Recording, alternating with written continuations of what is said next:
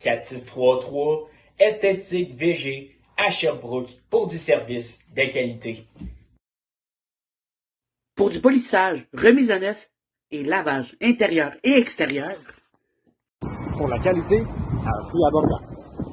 Esthétique VG, la référence en matière d'entretien automobile et d'esthétique. Vous pouvez également les suivre sur leur page Facebook. Le lien va être dans la bio.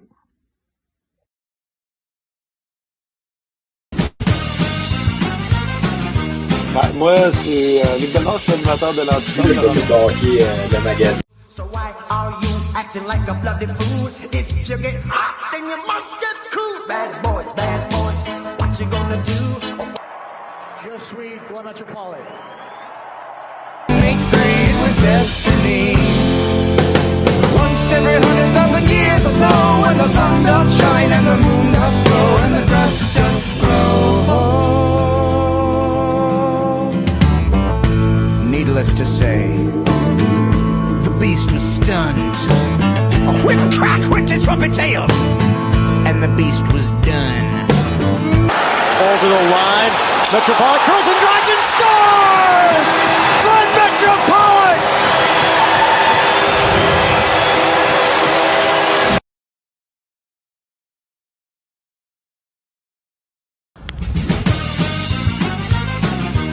Moi,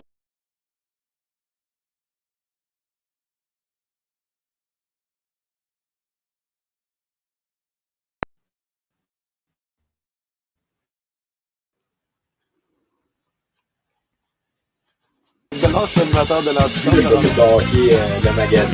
So why are you acting like a bloody fool? If you get hot, then you must get cool. Bad boys, what you gonna do? Je suis Glen Métropolit. Make three, it was destiny. Once every 100,000 years or so, when the sun doth shine and the moon doth glow and the grass doth grow. Salut les boys, comment vous allez? Salut. Hi boys, Ça how va, are you toi? guys doing? Good.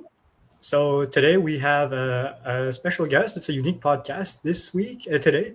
So this will be our first interview that we will be doing in English, and it is with the toughest nails, played for the Montreal Canadiens, the Boston Bruins, and many other teams, known for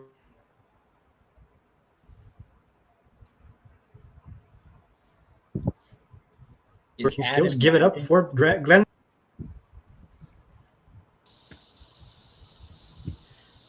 Good evening. How are you doing today? Hey guys, I didn't catch that all, Adam, but great. Thanks for the introduction. Thanks for having me, guys. Great Good to have you here. So Let's we will go have for Let's go for the first question. Yeah. Where did your passion for hockey begin? Well, hey guys, I don't know if you know my background, but I'm from Toronto, the inner city of Toronto, the rough part, and the way I grew up was kind of like in and out of foster homes, a single mother, and I fell in love with hockey. That was my escape, and you know how hockey is in Canada. Everybody loves hockey, and that's kind of that's what I fell in love with, and that was my happiness away from all the other distractions, in the neighborhood that I grew up in. Who was your biggest influence growing up in Toronto? My biggest influence? That's a good question, James. I got to say, probably it took a group effort. I had so many great people that helped me along the way, some good family members, but a big asset to my growth was, like the Boys and Girls Club, the people that help in the community that you go to after school, and they teach you, they try to teach you about life. They're really instrumental in my upbringing, how they molded me. Was playing in the NHL a dream of yours, or from the minute you started learning more and more about hockey? How was it like when did you first got that dream of playing in the NHL one day? Yeah, buddy, I think every Canadian hockey player, right? Every kid, you grow up playing, you want to win the Stanley Cup, you want to be an NHL player. So, Yeah. I think from the earliest age, when I started watching hockey on TV, Hockey Night in Canada and Team Canada and, all that stuff. It's, like I said, right, it's all part of our blood. If you're Canadian, you love hockey, and that's, I think that was always a dream of mine. So, you played in the Med JAHL, played in the BC JHL, but before that, you were a little kid. But what challenges did you face as a kid trying to make it to a league? Wow, Anthony, my upbringing was really unique. I didn't, like I just said a couple questions ago, where I grew up in the inner city with not a lot of money. So, hockey is, you need money. You even need more money now to play hockey. But back then you needed money, and I didn't play in the top leagues. I always got hand-me-down equipment. I played in the free leagues that weren't really sought after, right? I played like single-A hockey, where all the good players were playing triple-A hockey. So I think just for the love of the game that I had, that's all I did all the time, was just play hockey, because that was my survival. And as I got older, and then once a good friend of mine growing up in the inner city, he got recruited by a junior B team, and that was free to play.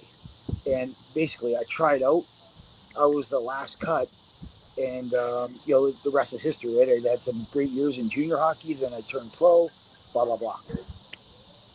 So, was there a moment while you were playing? Was there any moment where you were contemplating giving up on hockey while trying to make it?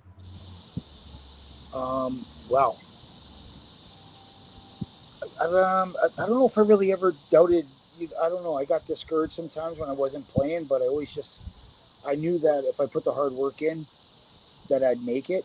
And I guess you get some doubts as you're growing up, and guys are bigger and stronger. And I just always believed that, if I worked hard enough, I'll get noticed, and I'll make it to where I wanted to make it. Had this inner confidence where I knew how much work I put into it, and I knew if I got my chance that I was as good as that next player, but I just needed to get my chance. Which minor hockey memory stands out the most for you? Minor hockey. Not including junior, I'd say probably, good question, buddy. I got to say probably when I was playing for the junior Bruins, like the young Bruins that were in Scarborough, Toronto, and I always remember my uncle. I always remember the car rides to the stinky rink in the mornings. So I don't know why that really sticks out to me as we talk about it, but and some of the great friendships I've made over the years.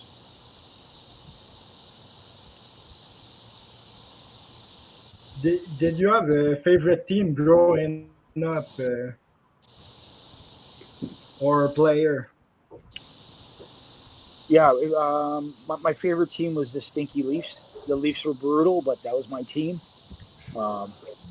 But I think my favorite player, guys, I don't know if you know the name, Cam Neely. Cam Neely was my favorite player. Yeah, of course. He wasn't, I was nothing like him. He was fighting and scoring, but I loved him. That was like my first jersey that I bought myself. You remember when you were kids, you buy jerseys? I remember saving up money. I got his rookie card and a Cam Neely jersey. Him and Kovalev. I loved Kovalev too. Alexei Kovalev. How did it feel to make the jump from the junior leagues onto the professional league like the NHL? Yeah, it was hard. You're playing against men. You know what I mean? When you make that junior to that, you don't realize that you're playing against men that are playing for their livelihoods. So they have families they got to take care of, and they're good at their craft, right? They try to master it. They outwork you, and I just remember that. You have to learn how to compete. You got to compete every practice like it's a game. And as I matured and got older, you learn that you never take a day for granted. You never know who's coming after your job. All right, so you were eligible for the 1992 NHL draft that had, first overall pick Roman Hamrlik, Alexei Yashin, Korosh Silman, but you didn't get drafted that year. And you didn't get drafted, but you had your chance 8 years later with the Washington Capitals. So how did that motivate you? Like, that you weren't drafted at all? Tell you the truth, Anthony, I didn't even think about the draft. I was never on the radar. I was never the player that people talked about. It was just like an inner fire that I knew if I kept working hard, like I told you, that I'd get discovered. That was my mindset. And as I played junior hockey, junior B, and then I went to the East Coast Hockey League, and some guys got called up from the East Coast Hockey League, and I knew I was as good as them. But I knew that in the summertime, if I just put weight on and work harder, I'd finally get my chance to get noticed. And like you said, 8 years after playing in the roller hockey leagues in the summer, doing whatever I had to do to survive, that I was going to make it. And, Washington gave me my opportunity. Was there a turning point in your career when you thought to yourself, I'm going to make it? No, what, Adam, to tell you the truth, it was almost after when I came back after Europe, when I played for the Boston Bruins, when Bergeron got hurt. Bergeron got concussion, and he missed the whole year, and that moved me up in the lineup, and I finally felt like I was a regular NHL player. I had a role, and I played all 82 games, and I just felt like that's when that was like my coming out party a little bit. And then I went to Philadelphia. I signed a 2-year deal, and then obviously you guys know I went to Montreal Canadiens, and I had 2 good seasons there with them. And then I'm 35. I'm old, and then I go to Europe.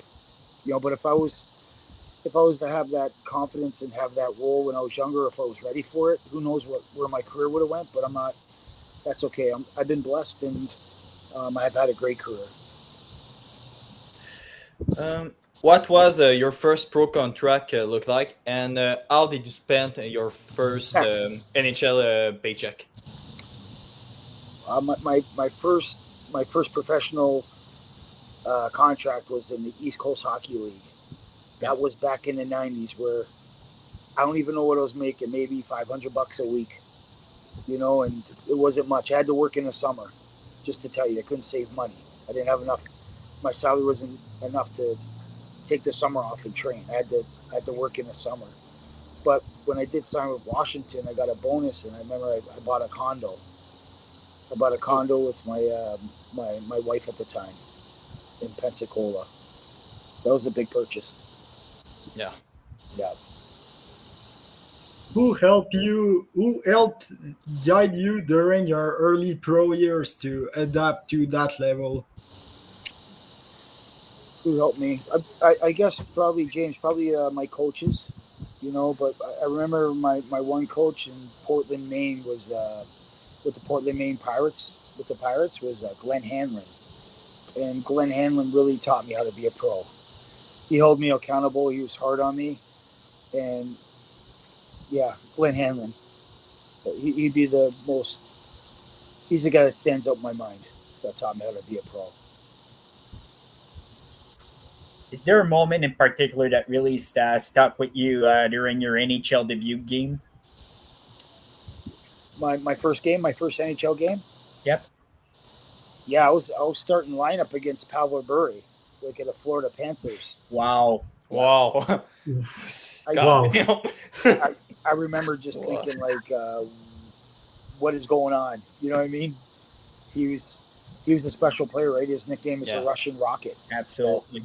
But I was starting lineup with him and Adam Oates and Peter Bondra, which was pretty amazing. But I got sent down the next day, which crushed me. You know what I mean? I finally made it to NHL, I thought, and then I got sent down to the minors to Glen Hanlon, and he taught me no one's going to feel sorry for yourself. You got to go down there and work hard, compete and get back. So you've played with Washington, Tampa, Thrashers, St. Louis, Boston, Philly, and Montreal, and then you got claimed off waivers by Ottawa. But, like, the best part is the teammates, the morales. But what coach gave you the biggest impact in the NHL? Not in the minors, not anything else, just NHL. Maybe Claude Julien. Claude Julien with the Boston Bruins. Because he he really believed in me, gave me a good role, and yeah, he was a big part of that. Which he was my favorite coach. I mean, I've had some really unbelievable coaches that, Jacques Martin. I had Guy Carbonneau for a bit. I got Bob Hartley, Ron Wilson. So I've had a lot of good coaches, but Claude Julien would be the guy that he probably had the most impact on me. I think the audience would be interested to know who was the toughest player. Who was the toughest player I played against? Yes. Yeah. Toughest player I played against.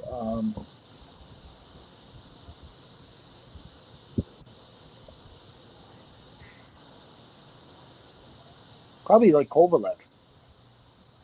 Oh. Probably Alexei Kovalev. I mean, dang, I played against so many good players, man. That's a tough question. It's at that level, everyone's so good. Jaromir Jagr, I played against him. This guy, he can't even get the puck with his big fat ass.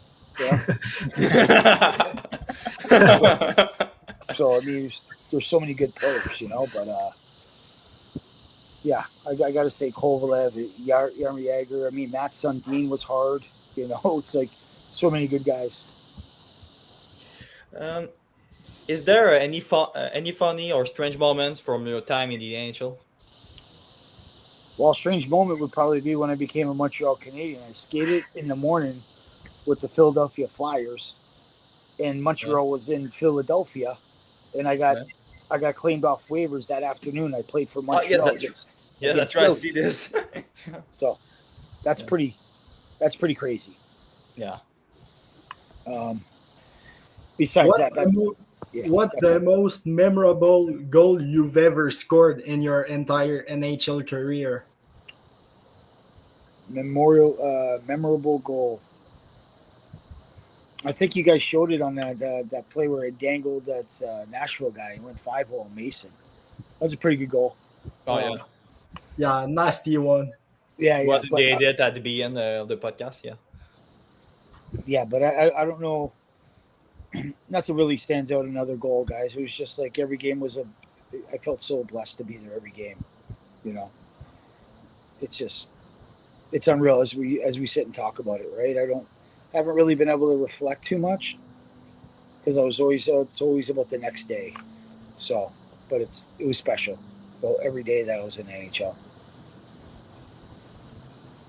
Which city in which you played in would you say had the best hockey atmosphere? Like when you're playing in an arena, for instance, you're thinking to yourself, "Oh wow, those fans are crazy. Those fans are really into it." Is there a city in particular that you feel like the atmosphere, the hockey atmosphere, really was special? Well, you guys know it's got to be the Bell Center for sure. Yeah, absolutely. Of course. You got everybody knows hockey, and you got 20,000 referees too. Everyone knows how to play the game, and it's a special place to play for sure, Montreal.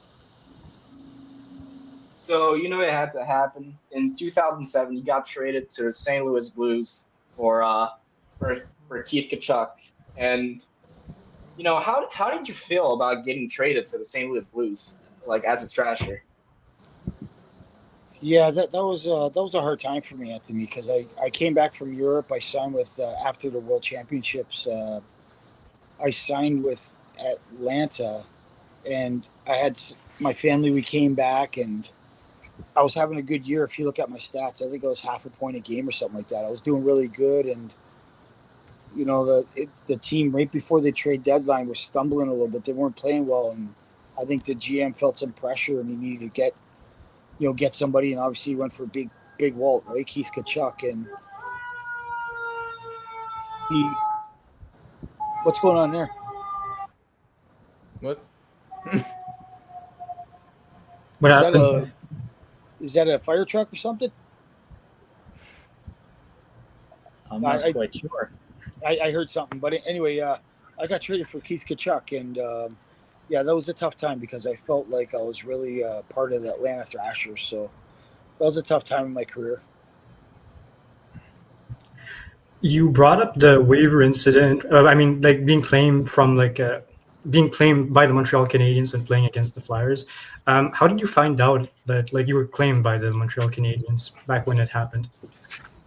Yeah. Well, what happened was I skated in the morning with the Montreal with Flyers, and John Stevens, the coach at the time, was like, "Hey, Metro, I'm sure you're aware, but we put you on waivers, and I have a good feeling that you're going to get picked up off waivers." I'm like, but he said, "Be ready to play tonight." I'm like, "Yeah, I'll be ready. No problem." You know what I mean? It's just, that's my job. I'll be ready. So I went home and I took my nap. I ate my chicken parmesan, spaghetti, and I was taking a nap, and then I got a call. It woke me up mid sleep, and it was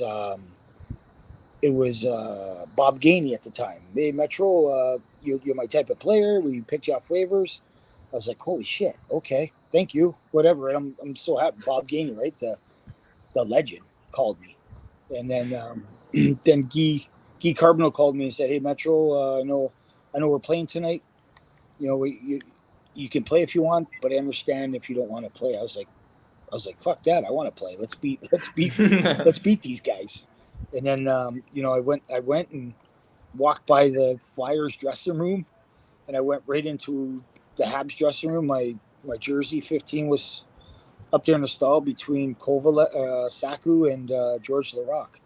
And I was like, "Okay, let's go win this one, boys." You mentioned you're the best center has the best atmosphere in the league. And how was your time with the Montreal Canadiens different than other teams? Well, that was just it was amazing. It's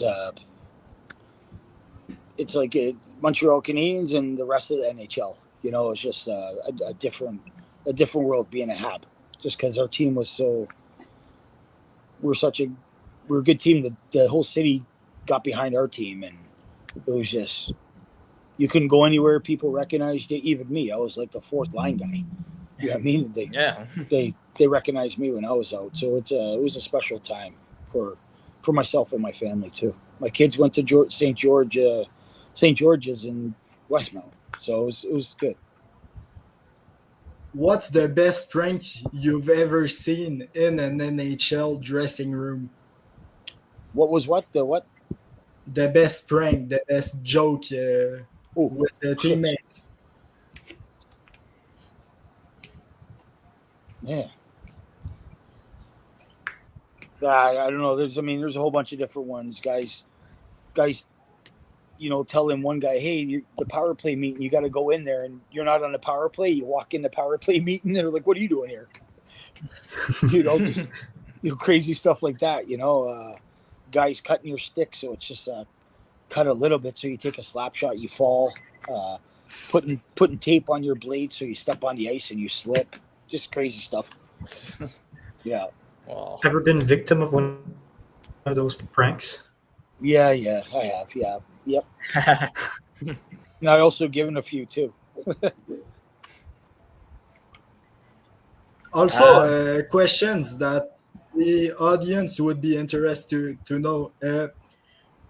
How it was to handle the pressure from media in Montreal. I think it was hard on the big guys, the guys in first, second liners. For me, I was doing pretty good because my expectations weren't that high, I don't think, right? I wasn't a big salary guy, so I think the fans kind of took to me because I was just a hard worker, that had skill. And I think the hockey fans appreciated that. Some of those other guys that were getting paid a lot of money, it was hard on those guys. I know that. Scott Gomez or those guys. Did you get to choose which equipment brand for instance, CCM Bauer you'd wear during games, or was it all sponsorship? Well, they'd always at the beginning of the season or whatever, they'd let you try their gear. CCM, Easton at the time. I really enjoyed Easton. I liked Easton sticks; they felt good, and Bauer skates. Because Bauer skates are really stiff on my foot. I felt good in those skates. So, but obviously, all the hockey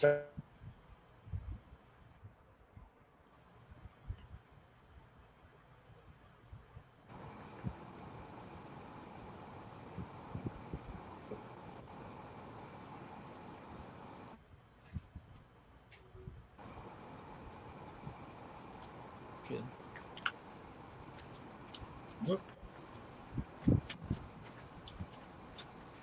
I lose you guys. That's okay. Don't worry about it. So I think it's my turn to ask a question. Yes. Okay. So you played in the Swiss League, Austrish League, you played in DEL, the league as well. But how was it like playing in Europe? Like you just went from the NHL and then you just went straight to Europe. How was it? How was the changes? Yeah, I think it was a different style of play. Like I went to Finland. Finland was like a good North American style of hockey in Europe because the Finns are they play north-south and are really hard, gritty players. And then I ended up going to Switzerland where it was more of a puck possession, kind of a lot of skating, not as rough, not as gritty, so more skilled. And then I mean, you talk about the DEL. That was kind of like you got all the players from the American Hockey League that were on the bubble of the NHL. So it was kind of like a really good cities to play in Germany, but the level wasn't as high. So, but I mean, you got to see the world, through hockey, and it was pretty cool. Hockey's pretty universal. You can't reinvent the wheel. You know what I mean? It's hockey. Different style of play, though, in regards to make up the profile of a player, which, Finns are pretty hard, right? They're tough. You confirmed that the play style differed overseas in different leagues. Is there a particular league overseas that you enjoyed playing in more than another? Yeah, I think you can tell by my stats that I enjoyed Switzerland. Switzerland was like I was able to kind of have the puck a lot, and I was pretty skilled. So, I mean, I really adapted to that league pretty good. But I mean, I really enjoyed playing in Finland as well. But it was just it was a hard league to play in. It was really good hockey. Which European city was your favorite to live in? Favorite European city to live in? Probably I'd probably go with Lugano, Switzerland. Yeah, it was.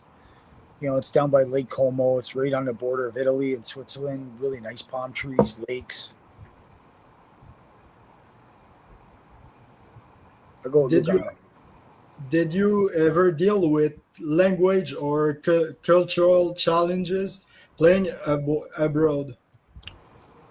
Yeah, I dealt with that when I went to Finland because you're only allowed a few imports in Finland. I think we had like 3 imports, and it was myself, Tim Thomas, the goalie, and another guy, and it was just everyone else spoke Finnish. Suomi, it's called, right? Suomi.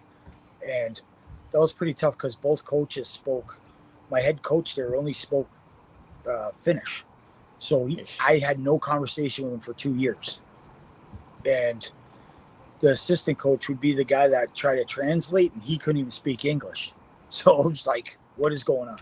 But it was okay. I survived, and but it was tough, going into Finland, and a little bit of a culture shock too. Is there a particular league in Europe that you wish more people in North America would follow, would keep track of?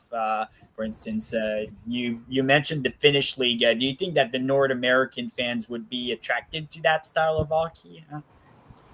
Yeah, big time, man. I think for sure, Isaac. Yeah, the Finnish hockey is really good, but I think it's kind of, from what I understand now and what I gathered coaching in Europe the last 3 years, is that it's not as good as it used to be because the salaries aren't as high. So all the good players are trying to leave and go to, other countries to play. So I think all the good Finns are leaving.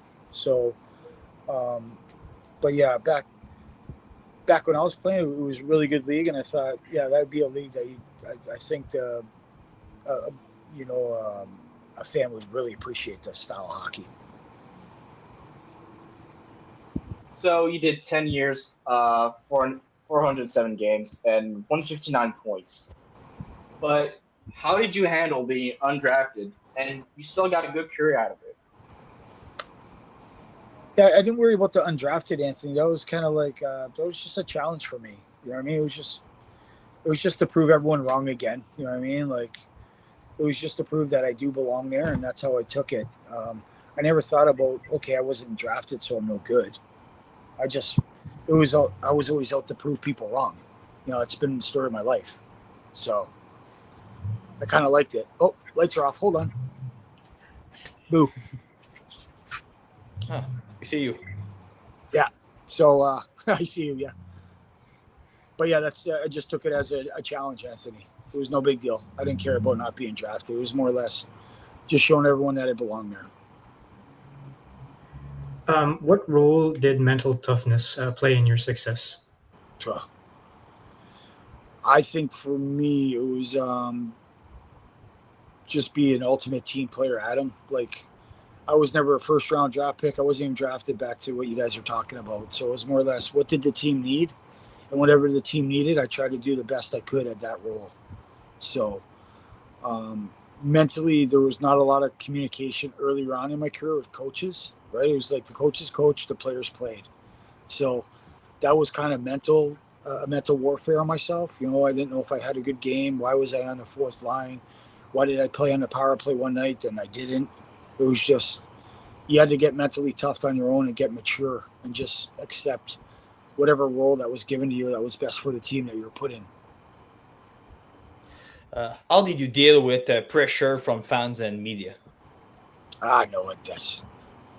I had no pressure from them because you can't take pressure from someone that hasn't been where you've been. So there was no pressure. It was always just believe in yourself, put the work in.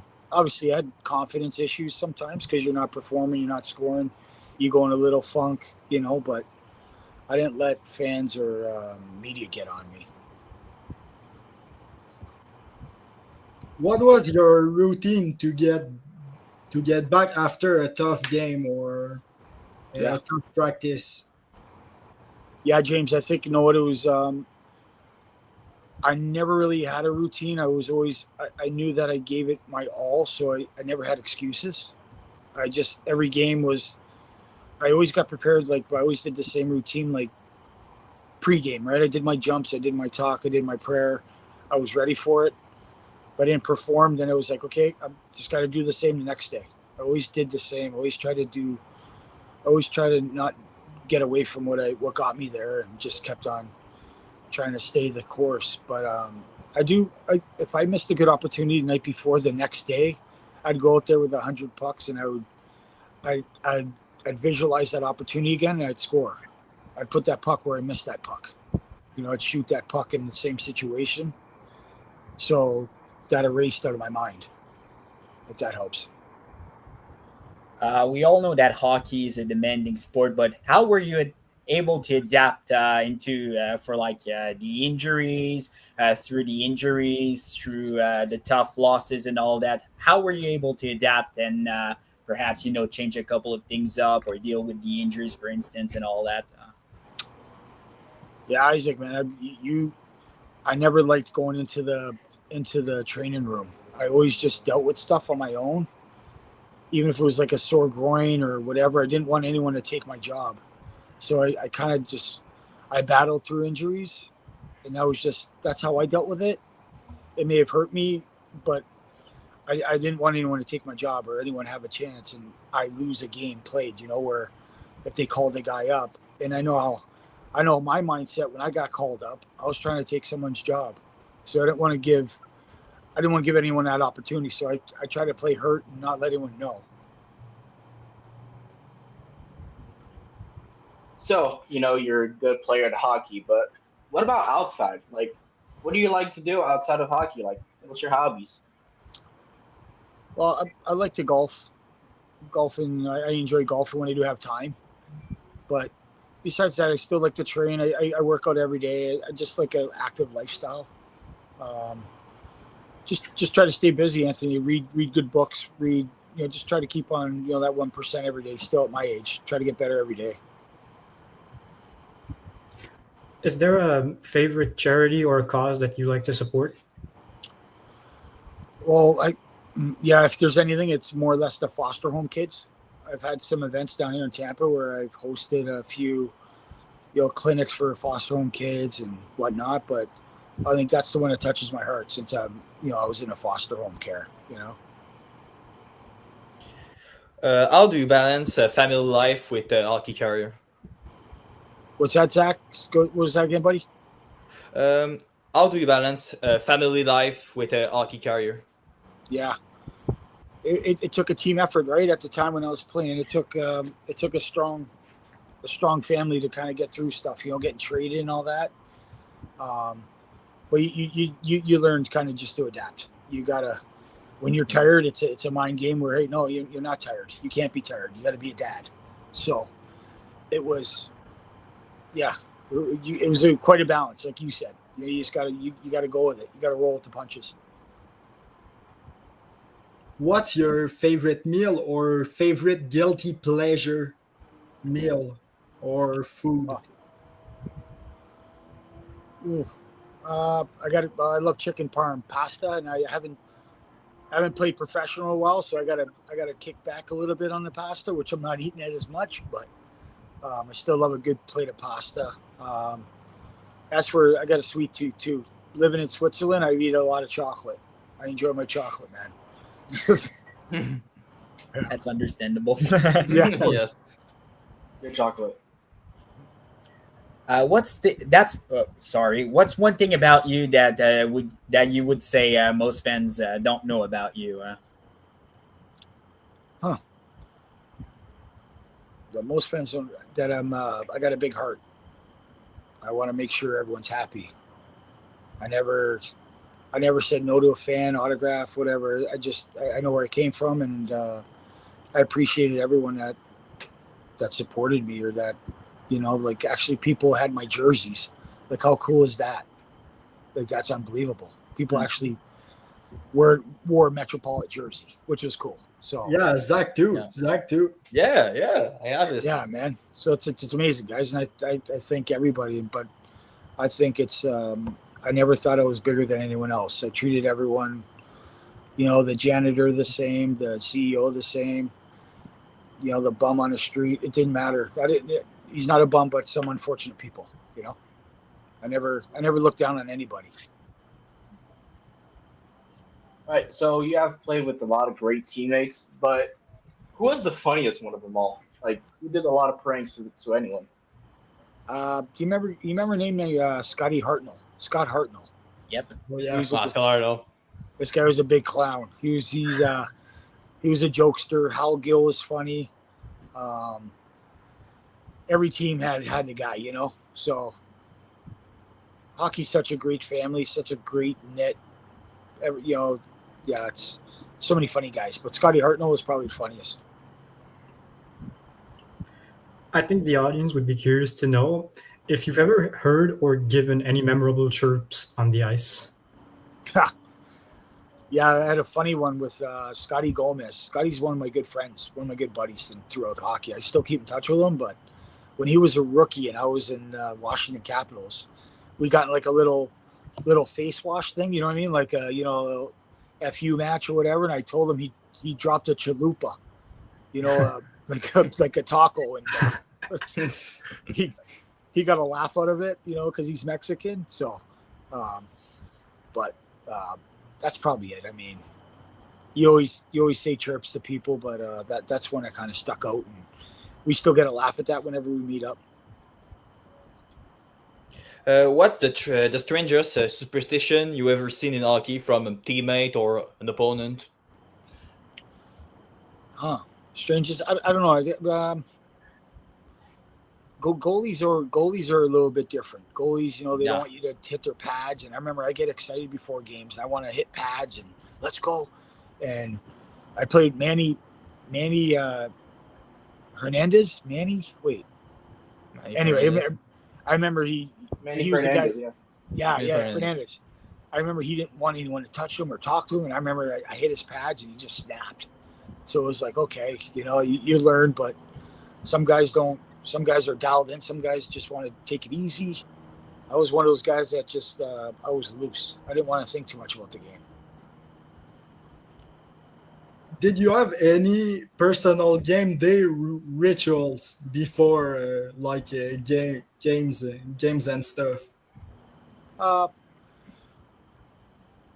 Not really. I mean, I had to have a fresh, a new stick, or I taped my stick, a certain amount of times around the blade. I think everyone does that.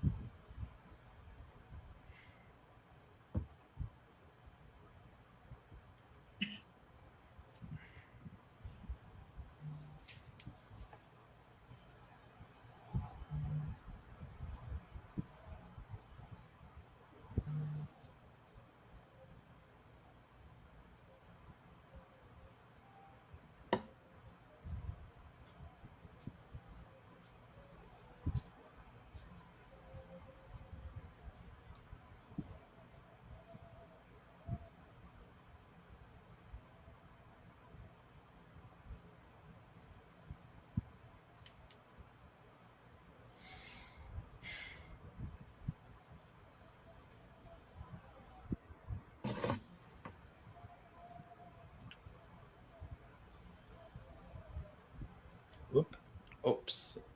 Je pense qu'on a perdu Glen. Ouais. Je sais pas si on va le retrouver, en tout cas. Ouais, il va. On va attendre un peu. Il avait l'air d'avoir quelques problèmes de réseau. Ouais, sa lumière aussi. Quand même à l'extérieur. No, he's. Oh, welcome back. Oh, Glen. He's back. How are you? Welcome back. We're back. Oh, there you go. Hey guys, yeah, sorry, I lost you guys there for a minute. My superstition was basically at 9:50 on the clock. That's when I kind of got ready for the game. 9:50 before warm up, 10 minutes. Oh. All right. What's the wildest traveling story you've had during your career? It could be in the NHL or it could be in Europe. Oh, geez. I think when I started my career, like in the East Coast Hockey League, where I was a healthy scratch, and we were going from Nashville down to play against Tallahassee Tiger Sharks, and I was a healthy scratch, and I had to sleep. I didn't get a bed on the bus. I had to sleep at the front on the stairs, on the steps. So, What? yeah, Crazy. with the bus driver. Pro hockey, crazy. So, you had a great career. Matthew Schaefer is going to have his debut with the Islanders. But, what advice can you give to the kids that want to make it to the NHL? Just compete.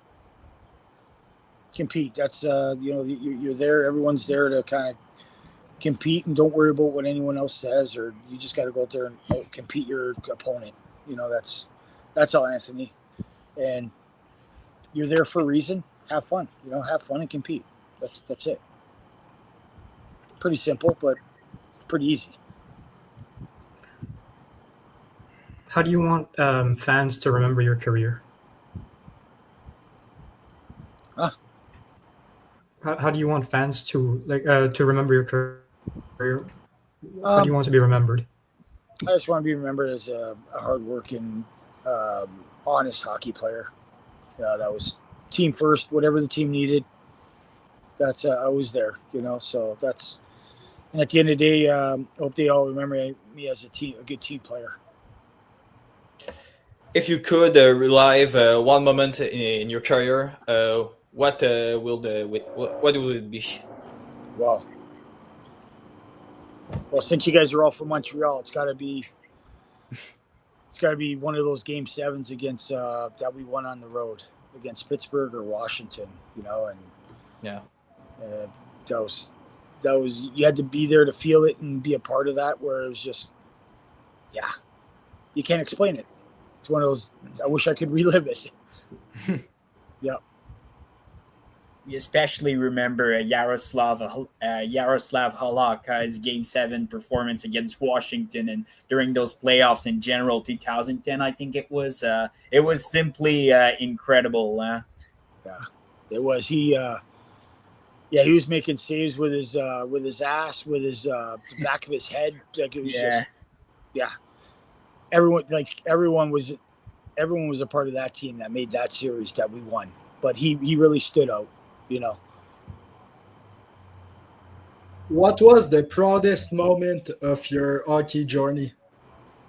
Proudest Yeah. moment. Huh. I think it was just to play one game, man. Just to make it. You know, it's where if you realize where you come from and how much work you put in, it's got to be just making it. You know, where you proved to everyone, you know, undrafted. I didn't play in the high leagues, and finally being able to make it, and not only for myself, but just I did it for my family and friends too. Play it again. Boo. So, how do you view the game of hockey nowadays compared to how it was while you were playing? Man, it's so much skill now. It's so fast. Obviously, I don't like sometimes where some guys are running around, and you know, back then you couldn't run around, or else you had to pay the policeman. You had to pay the bill. Mm-hmm. You know, but it's fun to watch now. It's so much faster and so much skill. It's great, but I do miss that old time hockey a little bit, where you hold guys accountable, and it's just tough hockey. But you know, I understand people get hurt, and it was kind of nasty. It was like MMA on ice, you know, at UFC. So we asked all the question except of if one of you guys want to tell another question. Actually, I have one question. Yeah, I have one question. So, you know, 2012 draft. No, 2012. Sorry, 1992 draft wasn't really a good draft, as we could say. You know, you were undrafted. How do you feel when 46 of the 200 players had more points than you? Only 46. Wow, it's a pretty cool stat. I guess I'm a lot better than than people thought I was. I don't know. That's pretty cool. That says something, I guess. Hey, Anthony, that's pretty cool. Other question, guys? Yeah. Final question too. I'm done. Yeah, I have one. How does it was to be approached for like pictures or while you're doing like your groceries at the grocery store? Yeah, back to what I was saying. I try to treat everyone like you know, everyone's the same. So it was I felt a little shy because I can't believe people want pictures with me, because I got a face for radio too. I shouldn't be really on getting pictures taken of, but it's one of those things where it's just part of it, I guess. It was pretty cool. What hockey team was the toughest one you ever faced throughout your career? It could be because of their physicality. It could be because of their talent. You can go either way. Huh? Yeah. Probably those old Detroit Red Wing teams in the early 2000s. Yeah. Oh, absolutely. They were great. Yeah, those guys were, those good. Yeah. With Fedorov and all these guys, it was like, That's you. Yeah, it's another. That's Strom. Like Dallas Stars were good too back with Medano, Brett Hall, you know, Neuendijk. They were good too. And Belfort too, I think.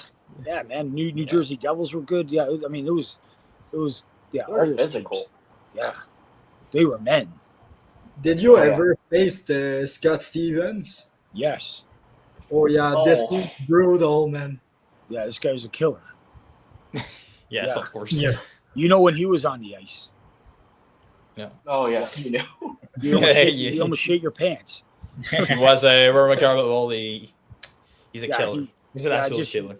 Yeah. You look up and you see him out there. You don't want the puck.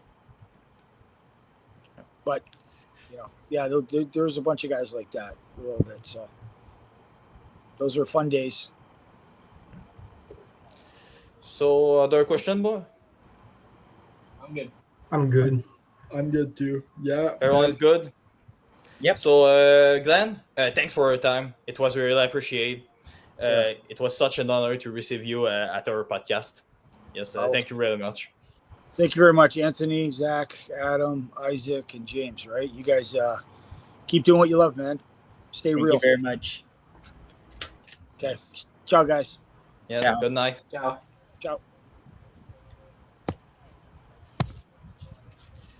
Bon, Fait que c'est tout pour cet épisode-là. Un très bel épisode qu'on a eu. Bon.